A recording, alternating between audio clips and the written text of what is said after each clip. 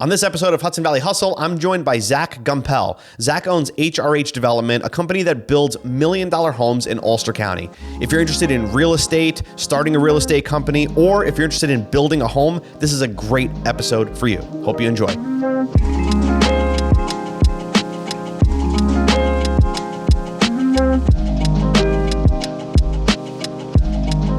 We're in the business of social media, right? So like it's we kind of see all the trends happening, and even like TikTok is now starting to age a little bit older, sure. which is it happens to all of them, right? Like Facebook was the big one. First it was all the kids on Facebook, and then as soon as the mom started coming there, they went to Instagram, and then grandma started going on Facebook, and now Facebook is like the 55 and up demo on Facebook. It's a weird like recipe, gossip, dog mom kind of world. And I mean, look, it's still, depending on what you want to use it for, still super powerful. Like we still have success on Facebook. We have success on Instagram and TikTok, and they're just all different, right? You just have to kind of learn how to utilize all of them differently. But it's funny how that happens, because right now Instagram is now the, like people like my wife who's, 40, early 40s and is on, has a couple kids. Always, she's on Instagram. That demographic is now Instagram. Instagram is good. I mean, Instagram, we don't really do a huge amount of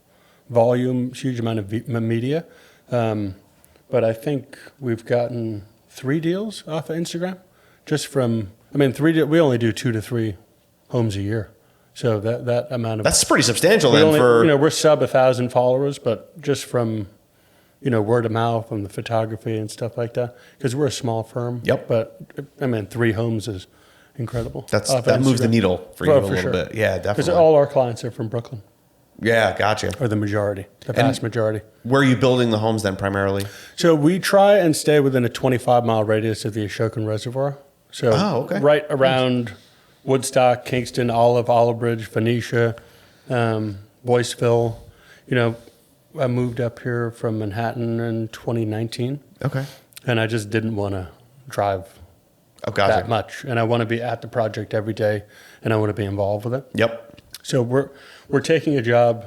We might be taking a job in Liberty, one of our furthest jobs we've ever taken, and it's going to be kind of an experiment. Okay. To see if it's, to see if I enjoy it as much. That's cool. Because I want to enjoy the process of building the house. Mm-hmm. I don't want to just sub everything out and just not be a part of it and be an office guy. Gotcha. Yeah. So you want to be able to physically visit and be involved. We have in-house carpenters, and we're more of like kind of family-driven firm. My fiance is the head of operations. We have a very good friend of mine is the construction manager, and we have a bunch of different finish carpenters, and I don't think they want to drive either. Yeah, listen, that's fine too. I get that. Yeah. I get that. So, what made you leave the city? So I think, you left before everybody started splitting. I left slightly before everybody started the mass exodus. So I got my first job in real estate at 19. I was dating my high school sweetheart, and her father convinced me to get a fucking job. So he helped me get my real estate license. So I started doing rentals, and we moved to Long Island City, and it was my first real job. I spent 6 years in the city doing that, and I just kind of got sick of the lack of nature and the lack of kind of community. I'm sure you could find it if you really looked for it, but I just missed... I come from like a mountaineering and whitewater kayaking background when I was younger. Okay. So I missed connection with nature. So I actually took a year hiatus to go teach yoga in upstate New York, in Ellenville. And that kind of reconnected me with the nature side of things. Mm-hmm. After that year of teaching yoga at this facility, I moved back to Brooklyn. And I was like, all right, I'm going to have a renewed sense of getting after it, because I never wanted to leave Manhattan until I really made it, which does, there's no, $2 million apartment, $3 million apartment, $50 million, That's right. You're never going to make it. Sure. It'll always be, there's always something else to chase. Yeah. Keeping up with the Joneses and that kind of stuff. And so I spent another couple of years, and I just was not, I couldn't find like what I was looking for, really. It was partially, I was selling other people's shit. So I didn't feel connected to the product. And then it was the lack of nature. So I moved up here to find both of those things, to get more into the development side, and then also to have more of kind of a balanced lifestyle. You know, just hiking, mountain biking, snowboarding, swimming in the river in January, you know, just more in tune with the actual world that we live in. Yep. So I think, you know, the Hudson Valley has very much accommodated me. Gotcha. Yep. You know, for those being able to reasons. see stars. For sure. Stars are great. It's kind of a nice Air is good. Yeah, right? Yeah. Exactly. So, I'm sure the traffic's a little better up here too. Traffic's non-existent. But yeah, that's kind of how I found myself That's cool. coming up here, kind of just searching for like purpose. Yeah. Did you fall in love with real estate though? Like, did you? When I was 19, it was more of a do or die situation. Okay. And then slowly I started enjoying the sales aspect, the customer service, the relationships, and then really more fell in love with kind of architecture and the actual, you know, the actual listings themselves, an appreciation for, you know, the enormous amount of effort and materials that go into building something. You know, the glass and the steel and the sheetrockers and, you know, just everything. So I think it was a slow marriage. It started in necessity because I really didn't really have much going on. Right. Yeah. But you know, I slowly fell in love with it. My last gig in the city was working for HRH Development, which is one of the most renowned high-rise development companies. Okay. And I was an agent in a sales office for one of their new builds in Hudson Square. And it was there I was like, man, this is, you know, brand new product, just incredible, you know, 2,000 plus a square foot. And I was like, this is awesome, but I would love to be involved with like making this. Gotcha. So, you know, when I came up here, I had very little experience with the actual single family home construction world. You know, I'd taken some classes at NYU, but I kind of had to learn kind of on the job. You know, we started the company in 2020 with like 15 grand, a couple of renderings, a website, and I had my broker's license. And, you know, we kind of just said, you know, if we advertise an image of a home and somebody likes it, then we'll figure out the plan set from there. We didn't even have a plan set, you know, we just had images of it. And then it slowly, you know, it slowly grew and we figured out, you know, how to go from there. But my partner at the time, I have since bought him out. He had been building homes in Hudson Valley for 15 years or so. So he kind of brought that, you know, construction knowledge base to the company initially. You know, and it took me around 2 years to kind of fully wrap my head around, you know, the construction process. And then, you know, obviously it's improving every day because you find new tricks and, you know, there's things, you know, people have been doing foundations forever, but there's always some new way to, you know, implement, you know, a better product. Definitely. Sounds like the timing of it was pretty spot on, right? Because you started the company in 2020 and that's when people think that, and I love it because people go, damn, you're lucky. And I go, well, you know, the model that we operate on is we own the land, we do the entitlement and the infrastructure, and then we market that piece of land with a to-be-built residence on it. Love it. So at the closing, you got the contract to sell for the land, and then you get the contract to build. So at the closing table, they take ownership of the land, and now I'm effectively a GC. So the contract to build is, you know, it's a fixed contract. So unfortunately in 2020, my contract law, you know, knowledge was maybe the attorneys or maybe it was me. In the end, it's all my fault, I suppose. Yeah, starts and ends with you. So because of the huge escalations in material costs, so we had contracts, one in particular contract that we had that we, you know, executed in early 2020. You know, midway through that build, lumber had escalated by 179%.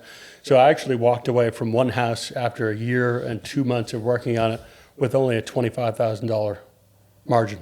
Wow. You know, which is insulting, but we delivered a product that was it was perfect in every way. We haven't been back to the house once for anything. Right. So, we did right by the clients. They've always spoken highly of us. But 2020 was not a year for us in terms of profit. It was a year or two of us establishing our brand and doing right by our customers because of our sales model. If we were speccing homes and we were established, like many of our competitors, we would have done a lot better. But because of our model, we suffered a little bit, but we really established a foothold in the community during that time, which was, it's more than I could ask for, I suppose. Yeah. We could have really fucked those projects up, sure, or somehow found a way to back out or try and, fight for escalation in the costs or, a whole multitude of things. When I say timing, I mean, like when you have this massive, exodus of people leaving the city, looking for land, looking for places up here, it's just an awesome opportunity to be able to do that. What kinds of, so as far as like the homes that you're building, and you said you're building a few a year, what's the cost range and style wise? Like how does that go? So we focus on kind of, it's hard to say what, we do kind of a mid-century modern, like minimalistic, kind of large volume spaces. Mm-hmm. We do all slab on grade homes, very high end finishes. We're in the range of 1.5 to 2.5 million. Okay. At around average of 2,600 square feet. Okay. We have a real emphasis on huge windows, high ceilings, and really nice finishes. Nice. And we like to have at least 5 acres of land. So extreme privacy. Love that. Yeah. Nice long driveway, underground utilities. So it's a little bit of a lifestyle kind of vibe for our homes. Mm-hmm. Like there's 10-foot windows in the bathroom, but there's no neighbors. Right. So if you look at the plan, it's kind of funny. There's a 10-foot window in front of the bath. It's kind of like a high-rise New York City apartment. Right. I was going to say, you got a little city element there. Yeah. In a normal setting, like in the suburbs, you can't have a wall of windows next to your shower. Mm-hmm. I guess you could get shades, but yeah, right. Yeah.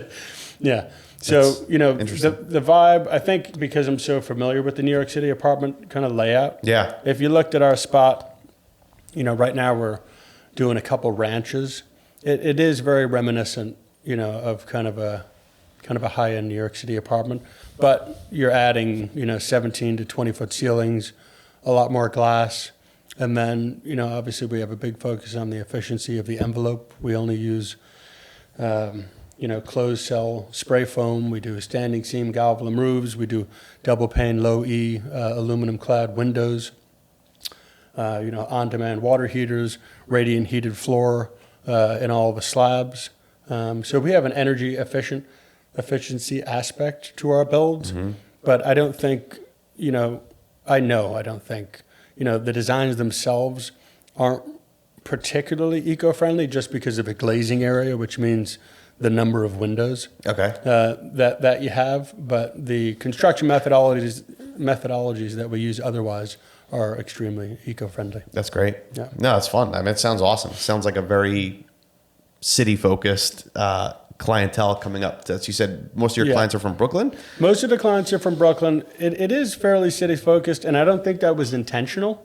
I think, because I was in the city for so long, mm-hmm. I think I just kind of developed a product that was kind of city-friendly. And I think the range of dollar value that we're in, back in 2018, 2019, the number of trades above $1 million or above 1.5, I forget the exact metrics, but I think there was only like 27 a year in the Ulster County area. So the price per square foot has gone up tremendously, especially for new product, for resale as well. But the trades above $1 million has gone way up. But I think that's another reason why, folks from Brooklyn, second home, we just finished a $2.5 million second home in Boyceville, gorgeous spot. It's actually on the market now. This is a home that you might go to on the weekend in the summer or for fall for leaf peeping. Mm-hmm. There's a giant pool. It's more of a kind of entertainment weekend home. You're close to Hunter, you're close to Wyndham, you're near Woodstock. There are 3 people that we built homes that they are primary residents. Okay. And they dig it. I'm having dinner with one of the couples next week. We try and maintain friendship with all of our clients. That's good. Yeah. Who doesn't want a $2.5 million weekend home? I mean, who doesn't want, that sounds amazing. Yeah, no, I'm, it's my goal. It's beautiful. It's goals. Yeah. It's a hell of a goal. That's great. What's something that, we bought our home, it was like 20 years old it was like 15 years old when we bought it. And we always think wouldn't it be cool to build a house? It would be really cool to build a house. But what's something to think about if you're thinking about building a house? Like something that somebody would not necessarily think about? Because from your eyes, it's way different from somebody to me. It's like, this sounds glamorous. Yeah, well, there's a lot of variables. So what I tell folks when they contact me, just to kind of screen them initially is, if you have the patience and the interest, then it's for you. If you want to rush and you're not interested in being a part of the process, it's really not for you. The financing is slightly more complicated. If you do it with us, we kind of streamline the entire process, and it's more of a kind of a fun, you got the design team at your disposal, and there's a whole back office of folks, doing the permits and, the inspections and figuring all this out for you and kind of presenting different options for cabinet poles or trim or countertops or cabinets or, what have you. But if you're building on your own, you got to find, obviously, the land in the right location. And the land has a ton of variables through the entitlement process, which means securing your survey and your board of health. And you could do your perk tests or your soil tests, all the soft costs related to the land and setting it up to get it shovel ready. There's huge variables involved with that, from the topographical nature of the land. How steep is it? Is it flat? Is there old growth trees? How long is the road?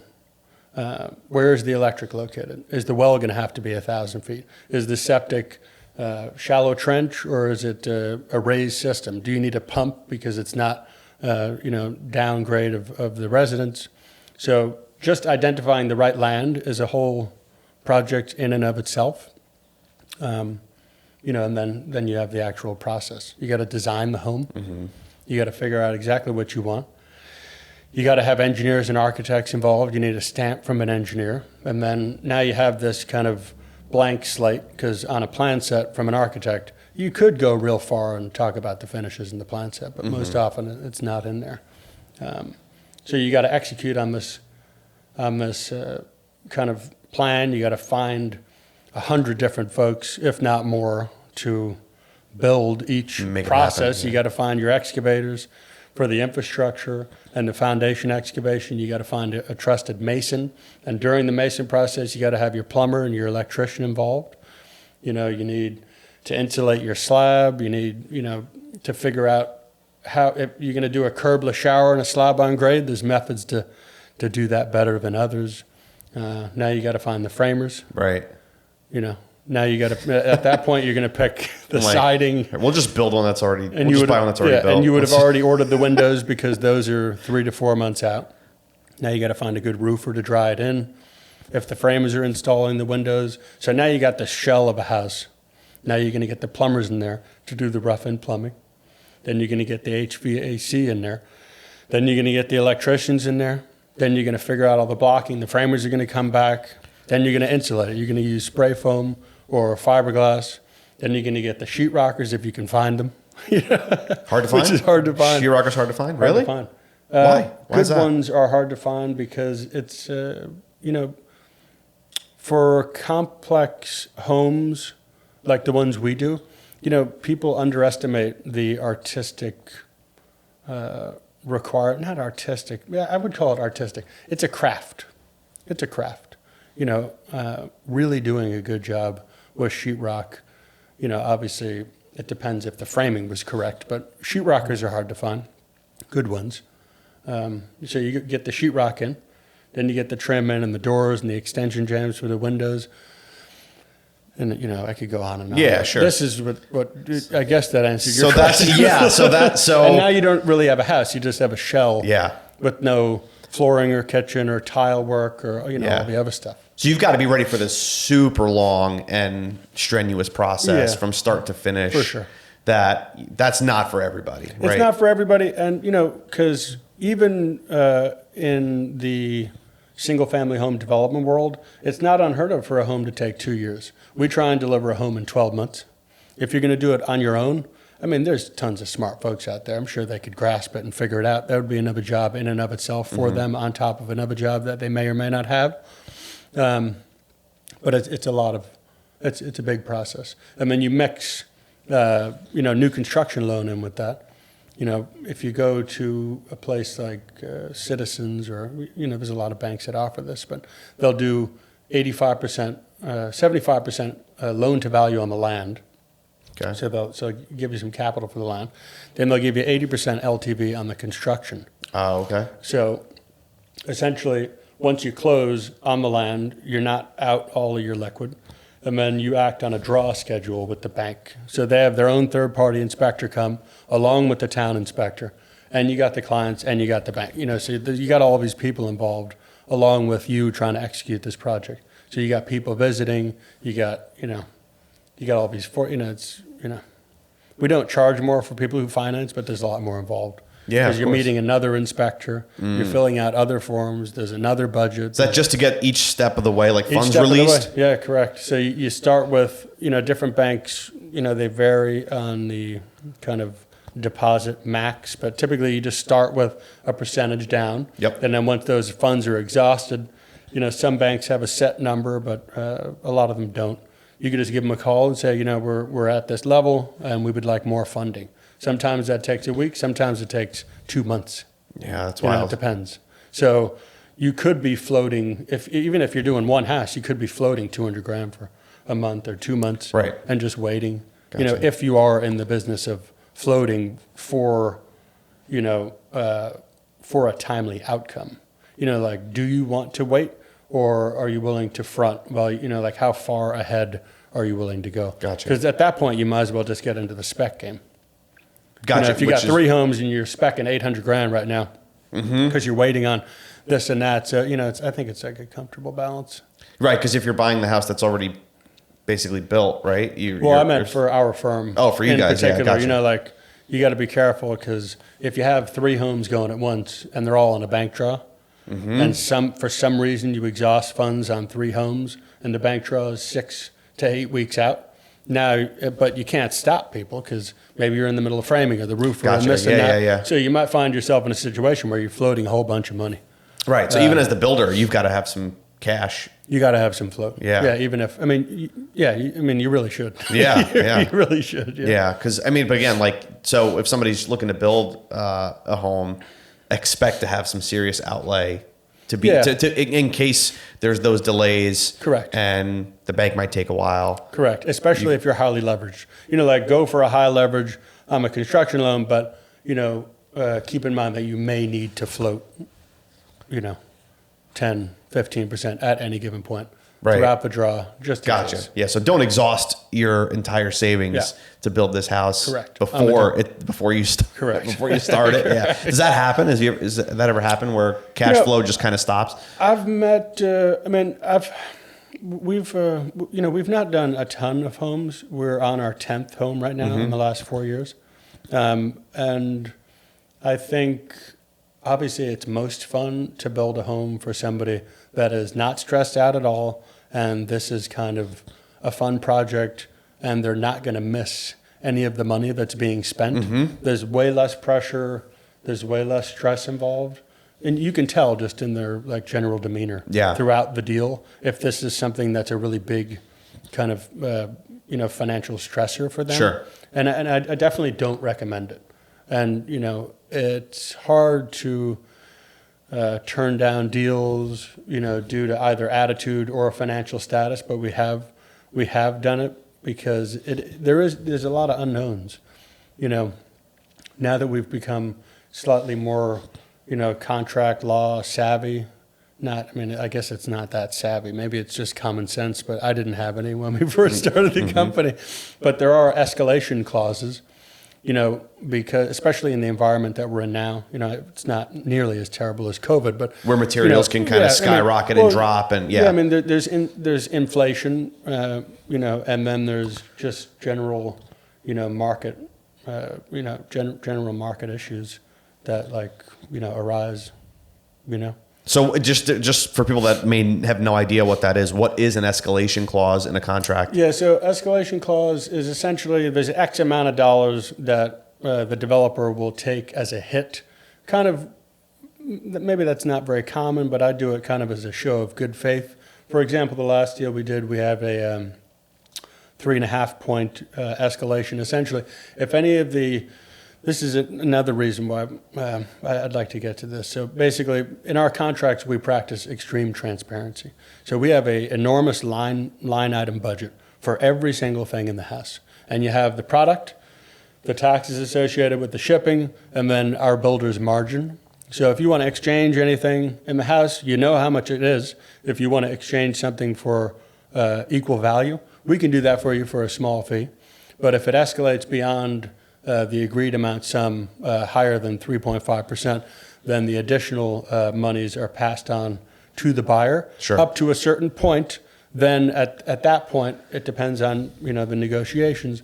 The buyer has an option of either pausing the project, or having a discussion about kind of limiting the cost of existing finishes. Right. Maybe toning down, instead of farmhouse wide plank white oak, which is going for $12.50 a square foot, maybe they'll go for an engineered, because of whatever happened. Because it might be the economy, it might be inflation, or it might have been because their bank just took 6 months to close on the construction loan. Mm-hmm. So now, we kind of went into contract on this home 6 months ago. Prices aren't the same. Sure. Yeah, exactly. So it really it kind of covers your ass. I mean, because again, if something crazy happens where lumber goes up by 150%, well, if it goes up, you're covered, and the clients understand that that this is going to happen because otherwise, house is going to cost X, but material goes up. Now it's a surprise, and we end up with our dick in our hand. Exactly. Right. Sure. Yeah. No, I mean, you can't have that, especially on a $2 million house, right? That's not cool. So that's something normal. Is that something normal that a buyer should see in a contract when they're building something? Yeah, with a reputable firm, it is. Yeah, it's pretty standard. Yeah. Yeah. You'll have contingencies, and then you'll have escalation clauses. Mm-hmm. Yeah. I was very new to the game, and I really hadn't taken it under consideration. Gotcha. It was the wrong year to do that. Sure, yeah.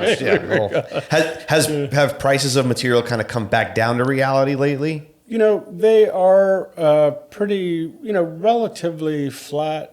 Sometimes there's more play in polymer-based products, but lumber has generally been, pretty stable. And once you build a relationship with subcontractors, which, we use the same roofer, we use the same plumbers, the same electricians, the same HVAC guys. If there's slight material escalations, they normally don't pass that on because it's a long-term relationship. But overall, I think, things have more or less stabilized. But, the caveat there is because construction takes so long, you're looking at a 1 year game, and it's very hard to predict. Even with a healthy market, it's still difficult. If you spec a home, it's definitely safe. If you have the liquidity to spec a ton of homes, which is definitely our goal. Next year we're doing a spec house currently, which is our first spec home. Okay. And next year we hope to do 2, and it's a lot more. I feel more safe because you're putting this money into an asset. And it doesn't really matter if things go up or if they go down, because at the end you still have that asset. And if things went up, then hopefully the market's going to coincide with that, and you'll be able to sell it for more. Gotcha. Yeah. But with the sales model that we're currently utilizing, which is more of the full concierge development. Yeah. A lot can change in that short. Yeah. In that things time, right? Things aren't available anymore. They're twice as expensive. They take a year to get. Whatever. There's a lot of things. But that. we still want to keep doing concierge development because that's kind of, it's fully custom at that point, right? Like you get exactly what you want. Whereas if you buy a house that's been built already, you kind of get what's there. Yeah. But the plus side to buying a home from a builder like you that was built on spec is that they don't have to go through all of the surveys and hiring 100 different people. The house is there if you like the builder, right? Oh, for sure. I mean, on spec, it's great because they're purchasing a home from a reputable builder. And then, purchasing to be built from us would be removing all of those obstacles. Same thing? A spec home means that, like the one that we're doing now, a spec home implies that an individual is building a home from scratch with his own money, and then he's going to sell it when it's complete. Sure. So it's just a speculative investment in a piece of real estate that you're going to, construct yourself. All of our homes, except for this new one that we're doing now, have been to be built. So they approach us when there's just woods. So because you purchased the land already, right? We own the land, but they, it's a customer service driven, kind of process. We're basically walking you through everything, but trying to make it as fun and stress free as possible. Do you recommend somebody that has no experience building a house build their own home without a GC or something like that? I've heard it happen. If they want to learn how to do it, expect to pay more, expect to, make mistakes, expect, kind of stress, but everybody's different. But my recommendation would to not do that. Would be to not do that. Yeah. That's fine. If you have a year, because for example, a lot of folks, they work with an engineer, which I'm definitely, an architect rather, which I'm not against at all. A lot of builders work with architects, and architects feed them deals because they work with the client.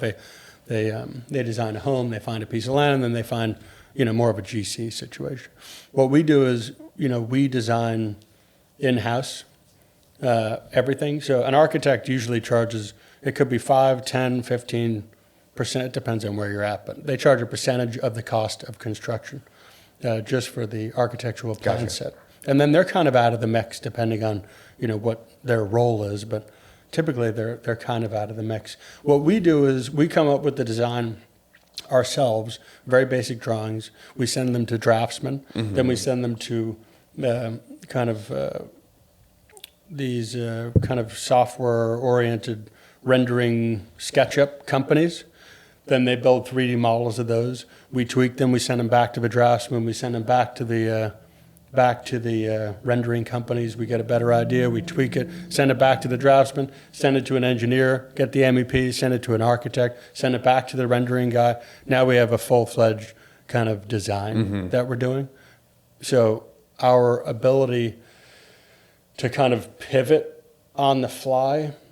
I mean, if we were an architecture firm, I'm sure it'd be a hell of a lot easier. We don't have architects in our firm, but because we have a low-cost process of developing plans, our ability to furnish an entirely new layout or amendments of an existing plan with accompanying SketchUp 3D models and renderings, it's very fluid. So, a lot of times people in the middle of a build, they want to change something. We don't have to go back to the architect. We have to do this convoluted process, but the money involved is way less. Gotcha. Okay. And that's kind of, I enjoy that process. So that's good. Yeah, and you're hands on with it, right? Yeah. You're always there.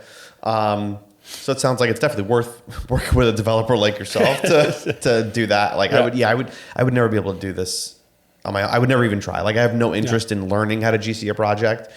It's a job. It is. Yeah. I would not, but I know it's not for me. Right. But no, this is awesome. So you're building, so how many homes this year? So we've got 3 homes this year. Cool. We have a to be built. So we have 2 to be built homes and a spec home. Great. The spec home I mentioned is the first one we're doing. Gorgeous 2,640 square foot ranch, designed it myself. The whole idea is just enormous open spaces.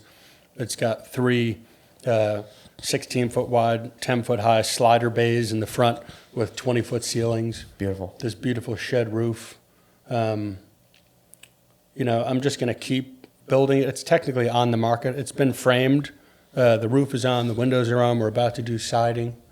It's on the market now. If somebody wants to mess with it and take it from here with us, we're open to it. But I'm just going to keep building it. And if we do finish it, we may keep it as a model home.